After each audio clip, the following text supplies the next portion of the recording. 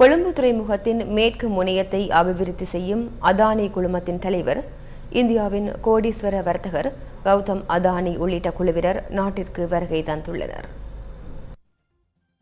பிரத்யேகமான 2 விமானங்களில் அவர்கள் நேற்றிரவு நாட்டை வந்தடைந்ததாக எமது செய்தியாளர் கூறினார். கௌதம் அதானி ஜனாதிபதி கோட்டாபய ராஜபக்சவை இன்று சந்திக்கவுள்ளதாக தி ஹிந்து பத்திரிகையில் செய்தி வெளியிடப்பட்டுள்ளது. மேற்கு முனைய அபிவிருத்தி செயற்திட்டம், எரிசக்தி துறை உள்ளிட்ட விடயங்கள் தொடர்பில் கௌதம் அதானி கலந்துரையாட உள்ளதாகவும் அந்த செய்தியில் தெரிவிக்கப்பட்டுள்ளது. கொழும்பு துறைமுகத்தின் மேற்கு முனையத்தில் 51% பங்குகளை இந்தியாவின் அதானி நிறுவனத்திற்கு வழங்குவதற்கான உடன்படிக்கை கடந்த செப்டம்பர் மாதம் 30ஆம் தேதி கொழும்பில் கைச்சாத்திடப்பட்டது.